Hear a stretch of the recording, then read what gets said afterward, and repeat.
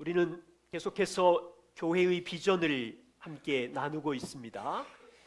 주님의 은혜 교회 비전을 한 문장으로 말씀드리면 복음 중심의 교회와 하나님의 나라를 함께 세우는 사랑의 공동체입니다. 이것에 대해서 지난 3주간 동안 말씀을 나누었습니다. 주님의 은혜 교회는 예수님께서 이루신 그 삶과 십자가를 통해서 교회는 죄와 죽음의 문제를 이기고 그리고 천국이라는 나라를 상속받기로 약속된 복음의 공동체이다 말씀을 드렸었죠. 그리고 두 번째로 교회는 우리끼리 모이는 친목단체가 아니라 삼위 하나님이 임재하시고 하나님이 아버지이시고 예수 그리스도가 머리이시고 성령이 충만한 교회 안에 세상에서 불러낸 모든 사람들이 하나님께로 연결되어 있고 그리고 모든 성도들이 인격적인 삶을 나누며 함께 서로 연결되어 함께 성장해가는 공동체다.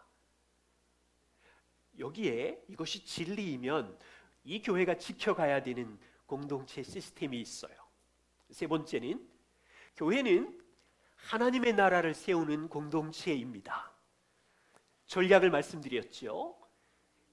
인생의 4개의 영역 속에서 개인과 가정과 교회와 세상의 시민이라는 일상의 삶 속에서 왕이신 그리스도에게 순종함으로 하나님의 통치가 임하는 나라를 세우는 것이다. 이제 생각할 거리가 참 많아졌습니다. 오늘 4번째 시간입니다. 하나님께서 세상에서 불러낸 이 백성들을 어떻게 인도하실까요? 그게 2가지입니다. 교회 안에 있는 당신의 백성을 인도하는 원리, 목양의 팀 리더십을 함께 나눌 것이고, 또 교회는 여러 가정이 모여 있는데 각 가정을 인도하시는 성경의 하나님의 디자인의 원리는 무엇인지 오늘 사실 이 짧은 시간에 2개의 주제를 이미 스타팅 포인트나 우리 여러 번의 기회를 통해서 말씀을 드렸기에 2개를 한 번에 함께 말씀을 나누려고 합니다. 먼저 이 2가지 주제는요, 오늘날 교회가 많이 혼란해하고 있는 주제입니다. 잘 정착되지 않는 교회 안에 아픔과 갈등이 있는 주제이고, 우리 교회도 이 비전으로 자라고 있는 중이지만 배워가고 있는 중이고 이 비전의 가치에 성장해 가고 있음을 이 시간 함께 먼저 고백하면서 이 2가지 주제를 살펴보고자 합니다. 신약 성경을 보시면요, 교회를 인도하는 원리는 한 명이 아니라 여러 명의 장로들을 통해서 하나님께서 교회를 다스리시고 인도하십니다. 사도행전과 서신서를 살펴보시면 사도들은 복음으로 교회를 세운 이후에 그 교회 성도들 중에서 성품과 은사가 있는 사람을 장로들로 세웁니다. 그리고 그 장로들을 통하여 교회를 인도하고 말씀으로 양육하고 그리고 세상 속에서 그들을 보호하는 책임을 줍니다. 성도 여러분, 주님의 은혜 교회 바깥에 있는 이 한국교회 상황을 보면 대체로 이렇습니다. 담임 목사 한 사람을 중심으로 많은 힘과 결정권을 가지고 있습니다. 죄송하지만 오늘날 교회 리더십이 세상의 기업과 비슷한 모양을 띠고 있음을 부인할 수가 없습니다. 이것은요, 교회의 건강함이 약화된 모습입니다. 우리는 복수장로 한 명이 아니라 팀을 이루어 은사를 따라서 교회를 돌보는 이 목양 리더십을, 이 성경적인 모델을 이 성경 안에서 교회를 인도하는 원리로 붙들고 함께 성장해 가기를 원합니다. 저희 교회는요, 아직 규모가 작지요. 그래서 저 혼자서 이제 목양의 중심이 있는 과도기적인 시기를 보내고 있습니다. 그렇지만 제 마음에 지난 8, 9년 동안 독단적으로 교회를 이끌고 가지 않으려고 몸부림쳤고, 모든 교회 모임이나 행사랄지 중요한 결정을 우리 섬기는 사람들과 함께 공유하고 의논하고 여기까지 왔습니다. 그리고 변함없이 교회는 팀 사역의 리더십이어야 한다고 말씀을 드렸어요. 왜 그럴까요? 여러분, 목회자도, 교회를 인도하는 목사도 여러분과 같은 죄인이기에 연약함이 있어서 다른 사람의 도움이 절대적으로 필요합니다. 교회를 인도하는 목회자 안에도 항상 성도와 같은 죄성이 있습니다. 주님을 향한 열망이 있지만 여전히 개인의 야망이 목회자에게 있습니다. 주님을 향한 사랑도 있지만 자기 사랑, 육신의 욕망이 여전히 있습니다. 목사인 저도 여전히 성령의 소욕과 육체의 소욕이 늘 싸우고 있고, 인정의 욕구와 권력의 욕구와 성적인 욕구에 늘 오픈되어 있음을 알기에 교회 리더십은 서로가 협력하는 팀 사역이 필요합니다. 여러분, 경험해 보시면 아시겠지만 저는 한 사람에게 은사가 없습니다. 저는 행정도 약하고요, 찬양의 은사 없는 박치이고요, 제 삶을 보면 선택과 결정이 왜 이렇게 느린지 때로는 실수할 때도 많고요. 무슨 뜻입니까? 혼자서는 이 영광스러운 교회를 인도하기에 부족함이 있다는 뜻이지요. 서로의 약함을 보충해 줄 수 있는 다른 사람이 필요하고 은사를 가진 팀이 필요하다는 말입니다. 우리 주변 한국교회가 팀을 이루는 목양 리더십을 세우는 일이 얼마나 어렵다는지 알고 있습니다. 겸손과 복음이 참으로 필요합니다. 그렇지만 포기할 수 없는 이 성경적인 목양 팀 리더십을 위해서 이 비전을 주님의 은혜교회가 붙들고 함께 세워가야 합니다. 이 중요한 전제를 가지고 몇 가지를 좀 살펴보지요. 성경에는 교회 인도자라고 하는 용어가 3가지로 표현되어 있습니다. 신약 성경은 일반적으로 교회 인도자를 장로라고 하기도 하고 감독이라고 말하기도 하고 목사라는 용어, 이 3가지를 사용하고 있어요. 성경학자들이 이들 용어를 연구해 볼 때 이것은 따로 떨어져 있는 분리된 직무를 가리키는 것이 아닙니다. 서로 교환이 가능한 용어이며 같은 직무의 3가지 다른 모습을 표현한 것이 바로 이 3가지 용어입니다. 다를 뿐이지 한 사람을 향한, 교회 인도자를 향한 용어라는 뜻입니다.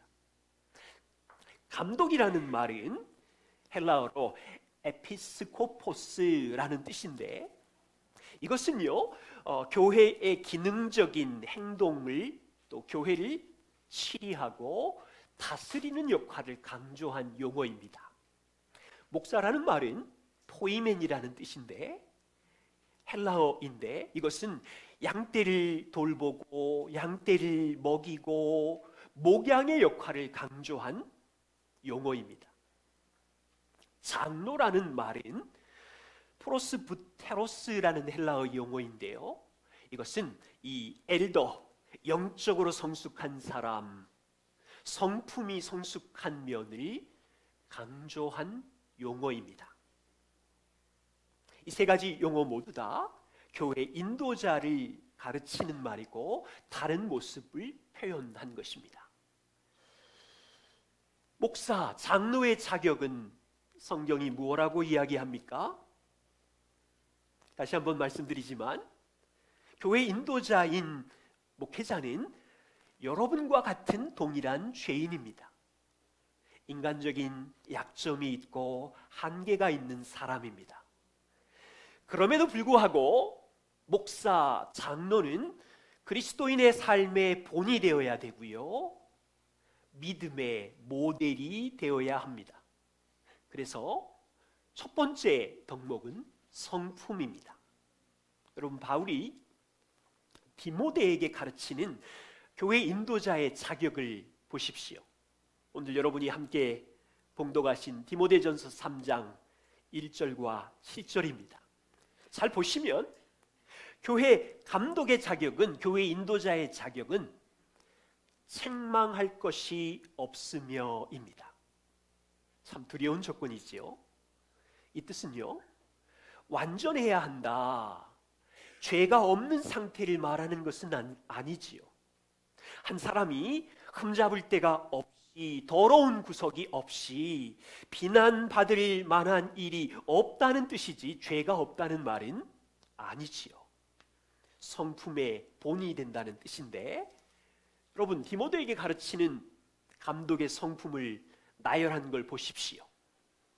감독은 책망할 것이 없을 뿐 아니라 절제하며, 그리고 근신하며, 자제력이 강하고 아담하며, 조직적이고 체계가 잡혀 있고, 저는 좀 부족하네요, 나그네를 대접하고 섬기며, 집안을 열고 다른 사람을 향하여 기쁘게 영접하고, 술을 즐기지 않고 구타를 하지 않고 폭력성이 없으며, 오직 관용하며 너그럽게 용납하고, 다투지 않으며 자기 주장으로 싸우지 않으며, 돈에 욕심이 없어야 하며. 얼마나 성품이 강조됩니까?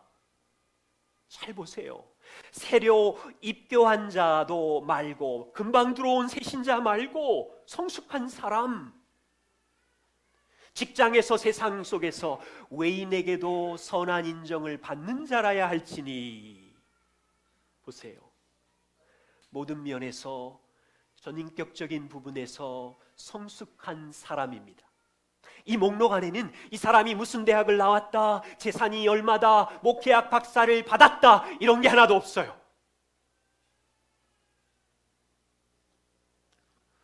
두 번째입니다. 교회 목사와 장로의 자격은 가정입니다. 한 아내의 남편이 되며 자기 가정을 먼저 복음으로 돌보는 사람입니다. 이것은 정말로 중요합니다. 왜 그렇습니까? 목사가 사는 가정 안에서 배우자와 아이들을 복음의 능력으로, 진실로 도와주고 열매를 맺지 않았는데 어떻게 교회 큰 가정 안에서 복음의 열매를 맺게 해줄 수 있습니까? 단지 목사가 자기 자녀를 좋은 대학 보냈대, 법대 보냈대, 박사학위 받았대, 대기업 얻었대, 이런 목록이 자랑입니까? 그거 아니지요. 목사가 될 사람은 가정 안에 배우자와의 부딪힘과 갈등 속에서 복음을 적용함으로 용서하고 용납하는 열매가 있어야 하며, 자아로 가득 차 있는 아이들이 10대로 커갈 때 수많은 갈등과 부딪힘이 있을 때마다 복음을 자녀들에게 적용함으로, 사랑하고 용납하고 복음의 은혜를 나눔으로 자녀들에게 열매가 있어야, 그 경험을 가지고 교회 안에 들어와서 그와 같은 갈등과 상황 아래 고통받는 다른 가정을 세워줄 수 있기에. 여러분, 말씀을 잘 보세요. 바울이 디모데에게 어찌 자기 집을 잘 다스리지 못하는데, 배우자의 마음을 잘 돌보지 못하는데, 자녀들을 견고하게 붙잡지 못하는데, 이 땅의 문화와 재정과 여러 가지 이슈들에서 가정을 잘 돌보지 못하는데 어떻게 하나님의 교회 가족을 돌볼 수 있겠느냐?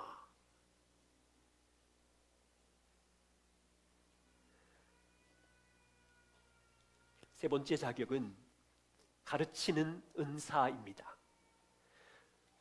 교회 장로는 성경과 진리를 잘 가르치는 사람입니다. 이 부분은 이미 많이 아시기에, 주님의 은혜교회는 저를 포함하여 앞으로 교회 인도자를 찾고 세울 때마다 이 원리의 확인과 검증을 통해서 서야 합니다. D.A. 칼슨 목사님이 이렇게 말씀하셨어요. 교회 리더십의 자격은 일반 성도가 성장해야 되는 본이 되는 것과 같다. 교회 리더가 다른 성도와 다른 것이 있다면 두 가지인데, 이 자격을 보면 하나는 가르치는 은사가 있는 것이며, 두 번째는 새로 입교한 자는 말지니. 이 두 가지 외에는 모든 성도들이 교회 장로의 자격처럼 성숙하고 성장해 가야 한다는 것을 이야기하고 있습니다.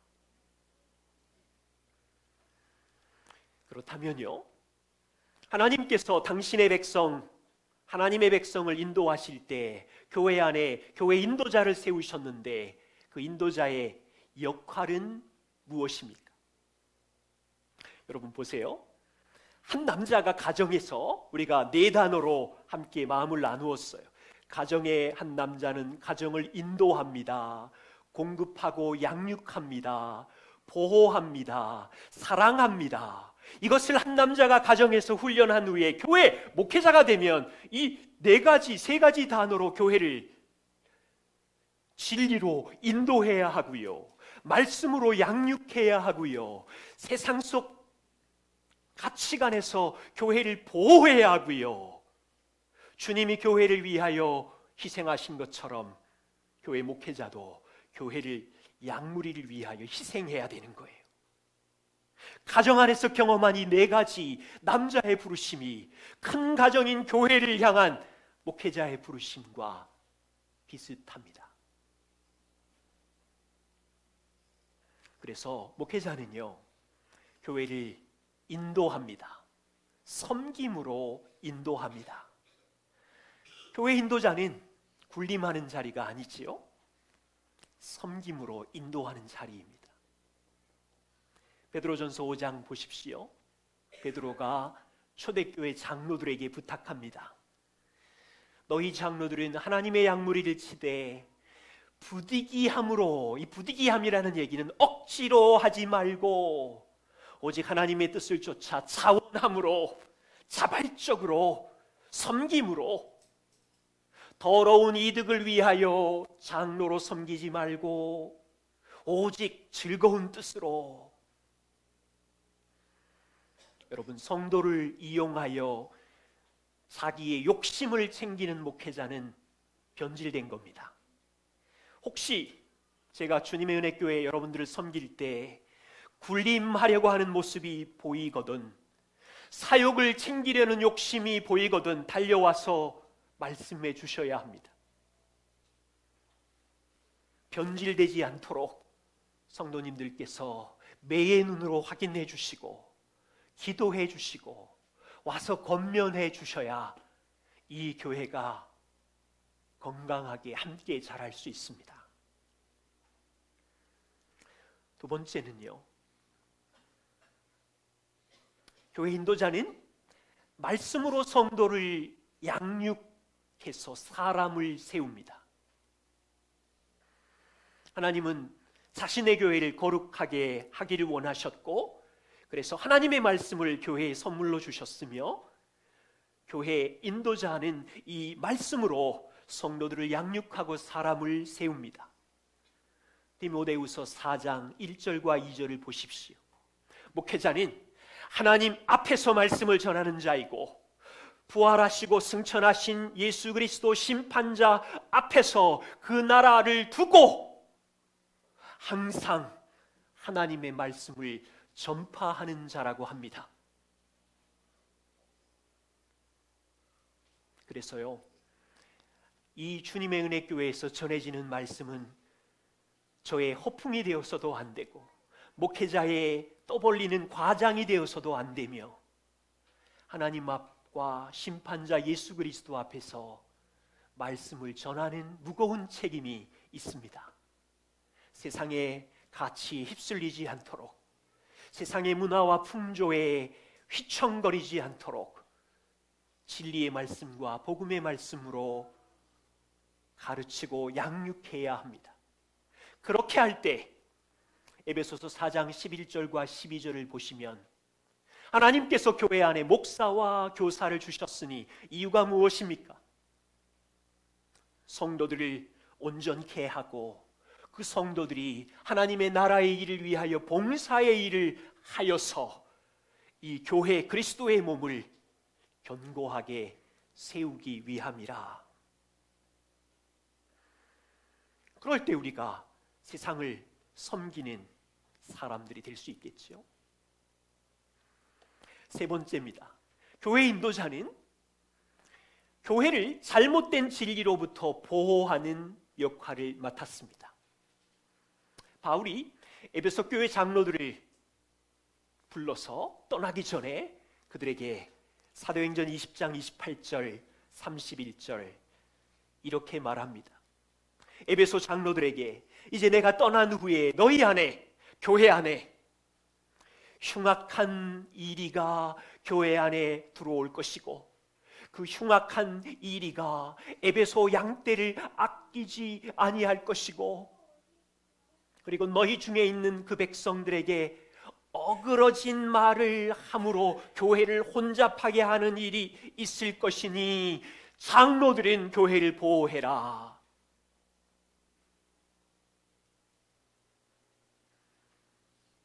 (2000년이) 지난 지금도 이와 같은 일이 있습니다. 교회 안에 양무리들은 세상 속에서 살다가 들어오지요. 세상의 잘못된 가치관과 물질주의와 쾌락주의와 세상의 이기주의와 유혹과 죄를 가지고 교회 안에 들어오지요. 세상의 타락한 문화들 속에서 살다가 들어오기에 교회의 장로들은 이런 위험을 잘 분별하고 진리로 그들을 보호하고 목양하는 사람입니다. 최근에 9월달 말씀 묵상하고 있습니다. 고린도 전서와 후서를 읽는 중에 고린도 교회를 보십시오. 교회 안에 얼마나 어지러운 아픔과 고통이 있습니까? 바울파네, 베드로파네, 아볼로파네, 바울을 신뢰하지 못하겠네, 바울의 사도성, 목회자에 대한 도전으로 인하여 분열이 교회 안에 있습니다. 교회 성도들 안에 음란의 아픔이 있습니다. 성도들끼리 잘했네 못했네 법적인 소송과 싸움이 있습니다. 방언과 예언과 치유, 무분별한 은사들이 난무해서 은사를 자랑하는 사람들로 인하여 서로 깎이고 아픈 고통이 고린도 교회 안에 있었습니다. 바울은 이들을 돌보고 분별하고 보호하고 있어요. 오늘날 교회를 보십시오. 수많은 세상의 문화와 가치관들이 교회 안에 들어와 있는 성도들로 인하여 여전히 땅의 성공을 구하는 기복주의가 교회 안에 있을 수 있고 긍정적인 사고방식과 세상의 심리 상담과 무분별한 은사주의와 꿈들과 별의별 종류들이 꿈틀거리며 교회를 어렵게 갈등으로 몰아갈 수 있어요. 목회자는 성경의 진리를 바르게 가르치며 이 성도들을 보호해야 합니다. 이 뜻은요, 교회가 거룩함을 지키기 위해서 성경적 징계가 있어야 한다는 말입니다. 오늘날 교회가 많이 느슨해져 있는, 잘 실행되고 있지 않는 교회의 징계. 여러분, 바울이 고린도 교회 안에 있는 이런 아픔들을 보았어요. 어떤 형제라 일컫는 자 중에 음행하거나 탐욕을 부리거나 우상숭배를 하거나 술 중독에 빠져 있거나 서로 빼앗거나, 밖에 있는 사람들이 그러면 어쩔 수 없이 하나님 앞에 맡겨야 하는 일이지만, 교회 거룩한 성도의 무리로 모인 우리 안에 이런 일이 깊이 들어와 있다면 이 악한 사람은 너희 중에서 징계할지니라. 왜 그렇습니까? 교회의 징계의 목적은요, 그 사람에게 상처를 주거나 창피를 줘서 당황하게 만드는 것이 아니에요. 권력을 휘두르는 것이 아니에요. 죄 지은 사람을 사랑하기에 그 죄에서 돌이키게 하려고 진리를 따라 살아서 하나님의 관계를 회복시키고 그 사람을 구원할 뿐 아니라 교회의 거룩함을 지켜서 세상의 양심이 되게 하고 하나님의 영광을 높이기 위해서 바울은 고린도 교회를 향하여 성경적 징계를 하라고 권면합니다. 가정에서 부모가 자녀들이 끊임없이 불순종하면 징계하듯이, 학교에서 정말로 감당이 안 되는 학생을 징계하듯이, 교회가 하나님 아버지의 거룩함을 지키기 위하여 죄의 중독과 음란과 우상숭배에 빠진 사람들을 하나님께로 돌아오기 위하여 사랑으로 징계하라는 것입니다. 우리 교회가 이 도전에 있어요. 이제 정말로 이 거룩함을 지키기 위해서 이 징계를 사랑 안에서 할 수 있을까? 우리는 함께 기도하며 이 길을 걸어가야 합니다.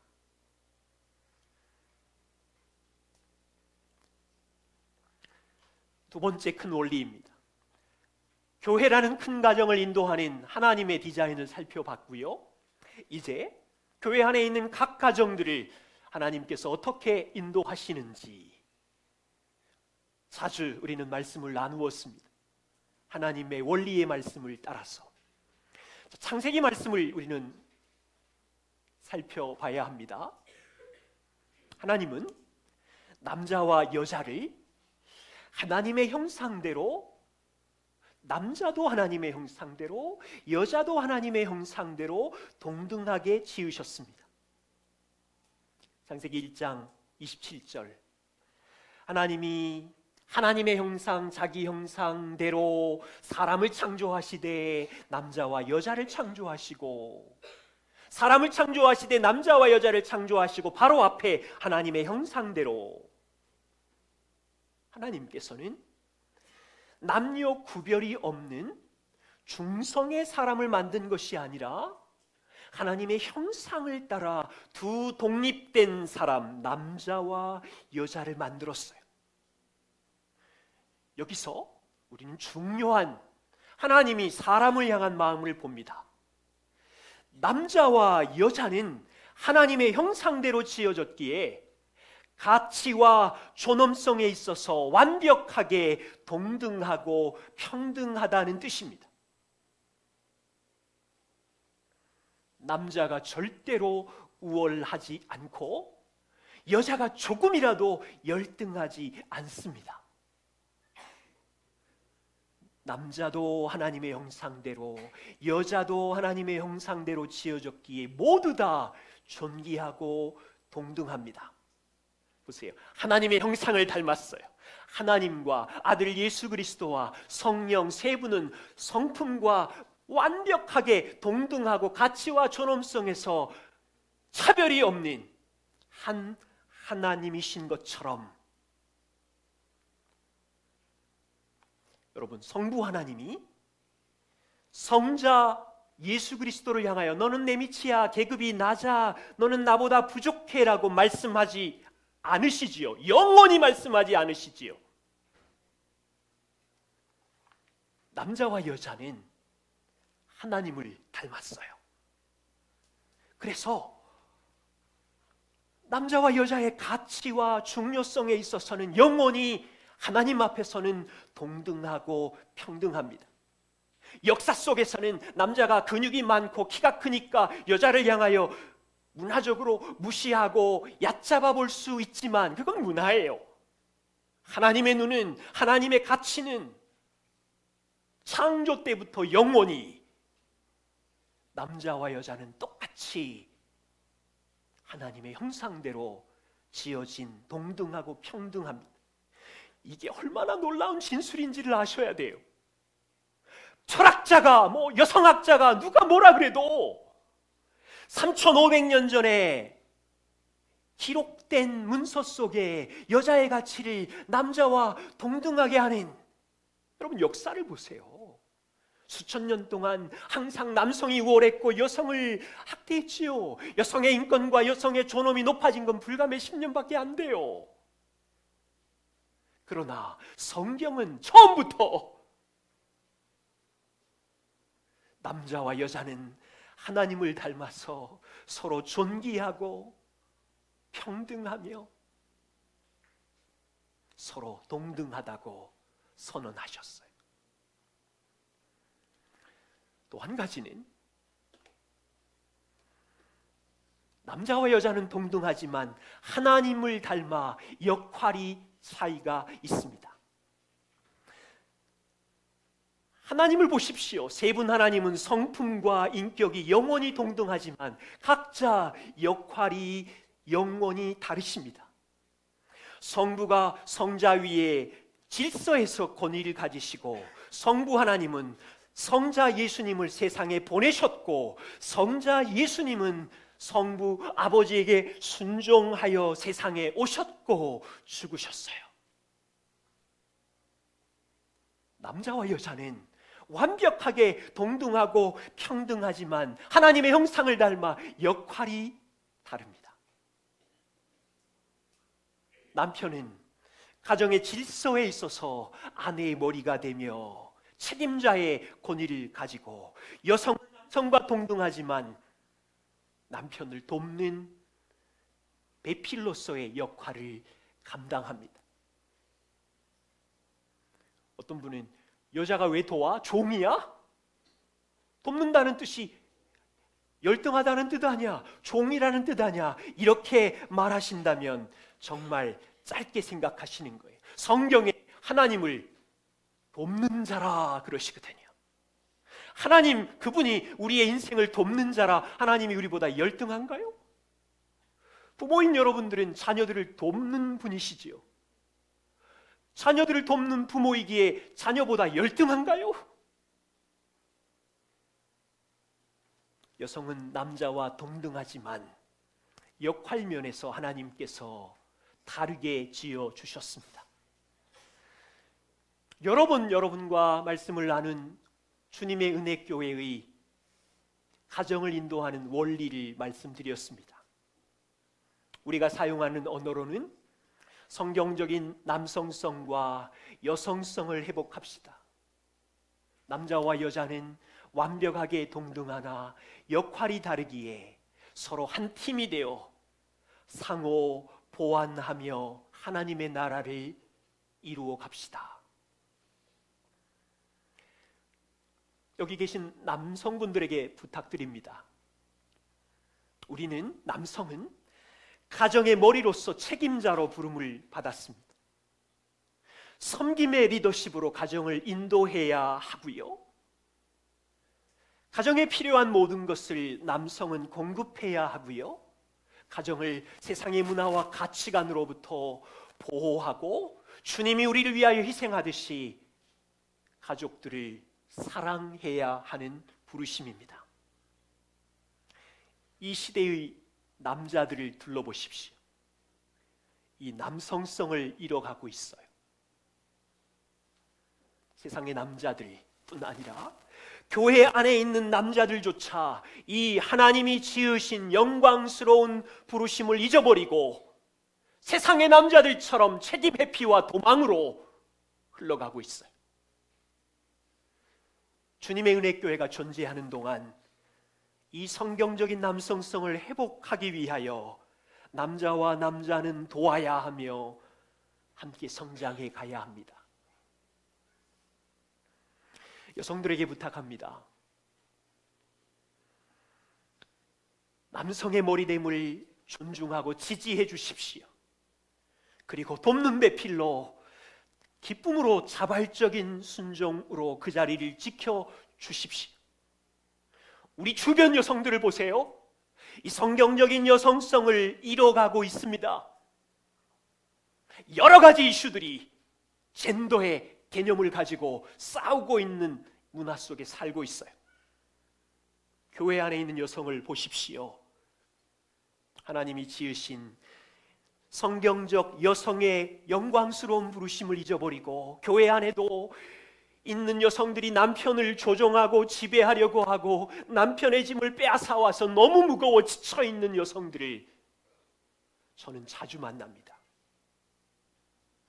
우리 교회는 이 여성성을 찾고 회복하기 위하여 여성이 여성을 제자화하며 교회가 여러분들을 섬기고 도울 것입니다.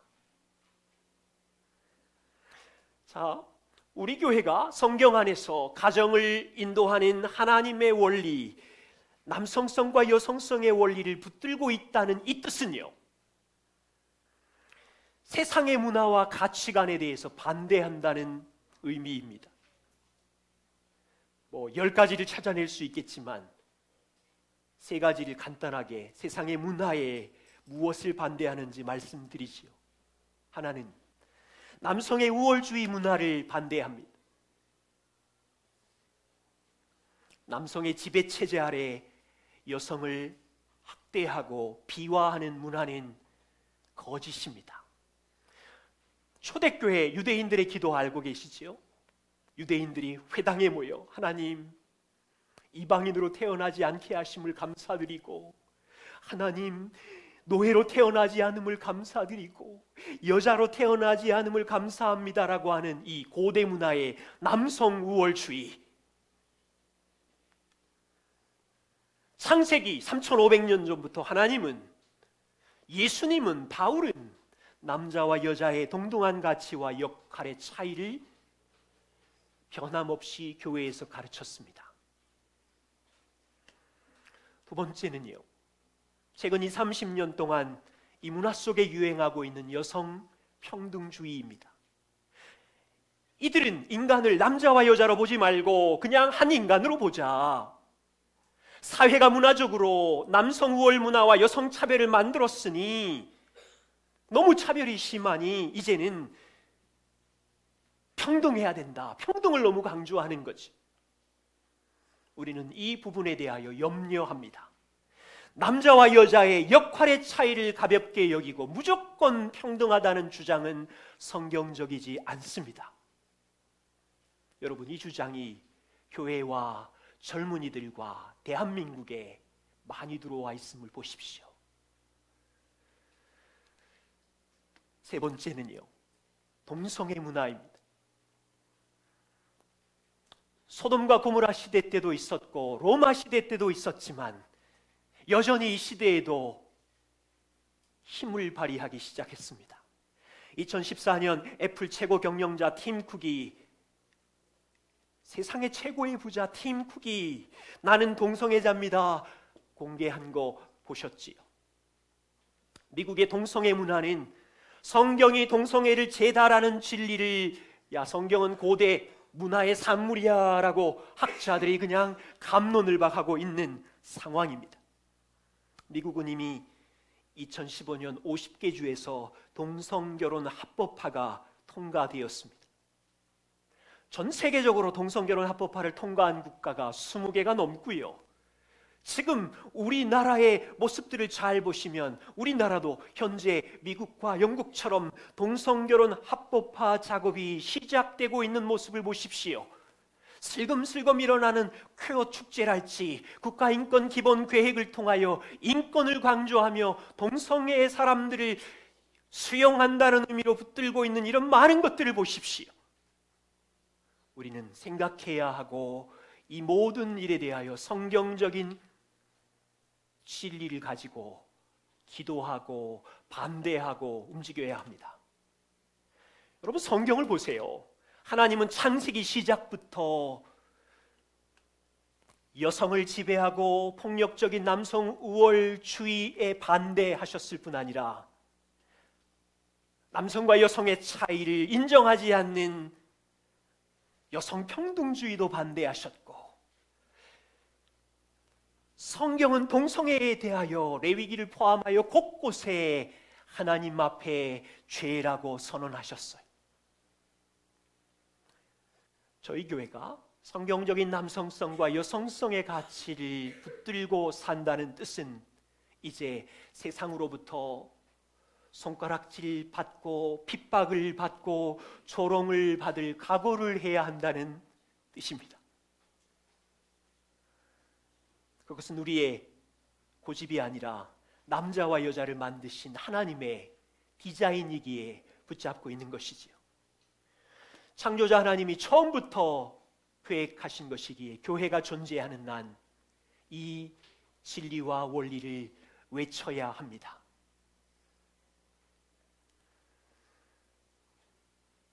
교회는 이 땅에 하나님의 나라를 세우는 공동체입니다. 사단은 이것을 잘 알고 있어요. 그래서 교회가 하나님의 통치에 순종하지 못하도록 수많은 공격 수법을 갖고 있는데 특별히 두 가지를 집중적으로 공격합니다. 하나는, 사단은 교회 인도자를 집중 공격합니다.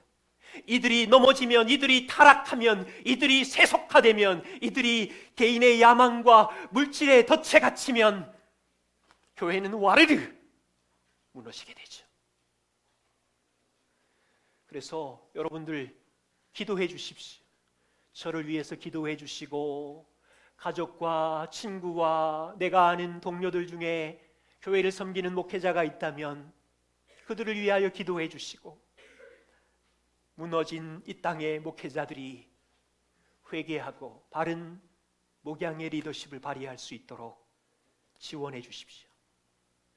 두 번째, 사단이 집중 공격하는 영역은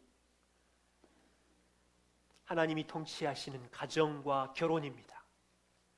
이 시대 사람들이 알든지 모르든지 하나님과 사탄 사이에 우주적인 영적인 전쟁이 계속 치열하게 일어나는 현장이 있다면 가정입니다. 결혼입니다. 결혼 두 사람 안에 복음의 영광을 나타내는 현장인데, 결혼 남편과 아내가 이 원리를 적용하지 않으면 세상에 복음이 나타날, 영광이 나타날 곳이 없어요.